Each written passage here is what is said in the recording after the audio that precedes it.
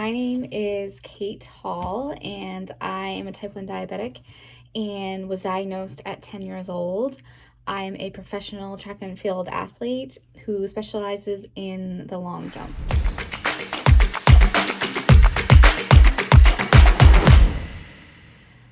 I've had diabetes since I was 10 years old, and I am 24 now, so I've had it 14 years this October. I am using Humalog, and I'm definitely a pump person. I have the Omnipod and I absolutely love it. And I check my glucose levels with a CGM.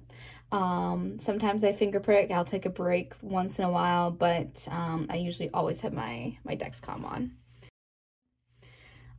How I feel about my A1C, I'm happy with it. It's consistently getting lower and lower. So I must be doing something right.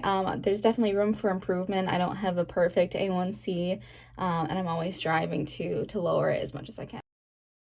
As far as how much my insulin dose has changed since I was diagnosed, I definitely know that it has increased because I was diagnosed so long ago, and I was just a kid when I was diagnosed. I don't really know exactly how much my dose has changed, but it's definitely increased a fair amount.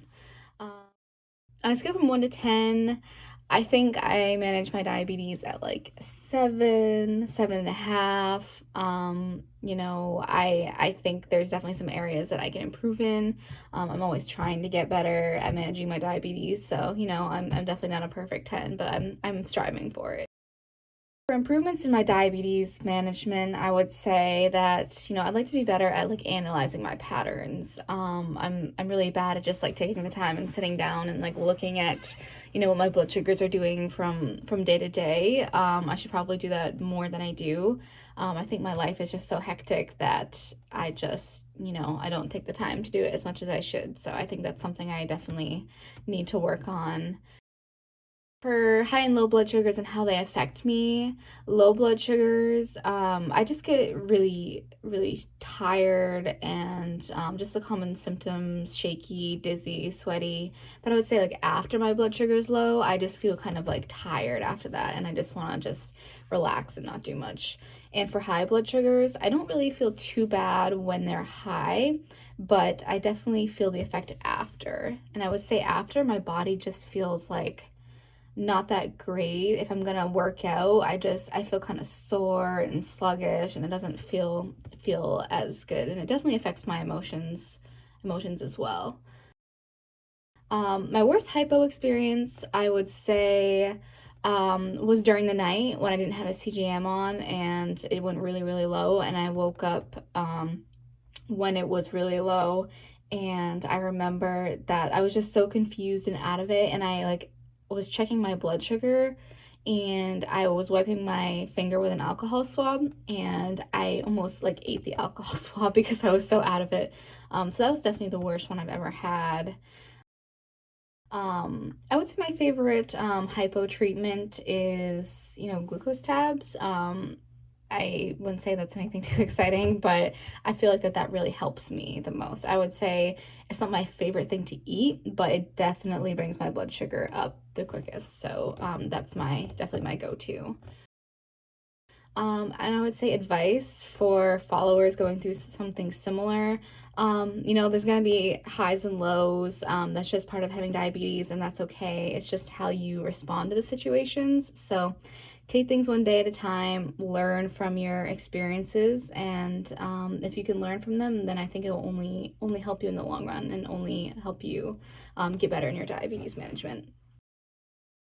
I would say my guilty pleasure on the diet front is probably just like a nice Italian pasta. I just love pasta dishes, especially with like nice cheese. So that's definitely like my guilty pleasure for sure.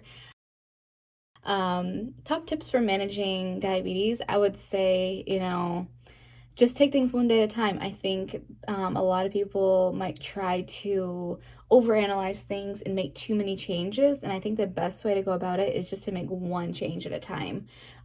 It can be really overwhelming, but I think just, one day at a time, changing only one thing at a time is the best way to go, because maybe that one change will fix, a bunch of other things that you're going through. So just try to take things one day at a time. That's helped me the most, I think. Um, my relationship with exercise. So being a professional athlete, it's really hard to manage my diabetes while exercising, just because I have different types of workouts all the time, and I'm constantly, doing different things. But I would say that since I exercise so much, my blood sugars are so much better. When I take a break from exercising, which is only for like a couple weeks a year, a month a year, my blood sugars go up so quickly, and it's really hard to get them down. But when I'm exercising, my blood sugars are so much more steady, and I just notice a better time and range when I'm exercising. A memory that I have from the time I was diagnosed. The memory that comes to mind is when I first got to the hospital, the nurse was going to give me my first ever shot of insulin. And I said, no, give me the syringe. I wanna give myself my first ever shot. So that's the thing that I remember the most. And then another thing that I remember is just my mom crying in the hospital room, in bed with me at night.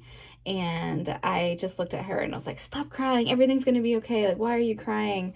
So I just knew from day one that I was going to be okay, and that I was going to be able to handle this. What I find most challenging in managing my diabetes, I would say it kind of goes back to just the patterns. Like, I have a pretty good time and range, but when it comes to some issues that I'm having, I have a hard time just sitting down and thinking through like what I can do to make it better and the changes I need to make. And I just feel like my life gets crazy, and that's just something I really struggle with. So I think I need to definitely get better with that.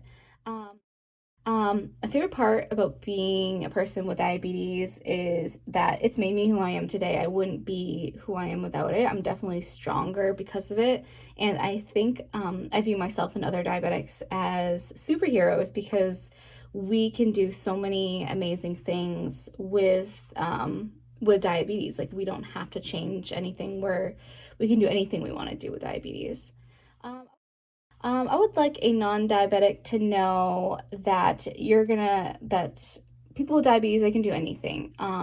They can do all the things that you can do, and it's all you can do is just come alongside them and help them in the areas that they need help. I would tell someone that's just been diagnosed that everything's going to be okay. You're going to get through it, and you're going to be stronger because of diabetes in the long run.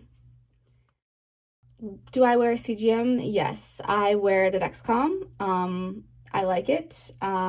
It's much better than having to prick my blood sugars like I used to do all day, every day.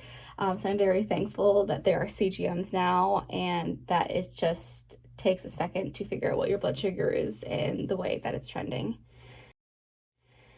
I protect my CGM with Not Just a Patch, of course, and I heard about Not Just a Patch because Pete reached out to me and asked if I wanted to try some samples and if I wanted to help with the design of the Omnipod patch. And so he sent me some samples, and I absolutely just fell in love with it, and it made a huge difference in keeping my devices on. So I'm definitely very, very thankful for Not Just a Patch. And that's it. Bye.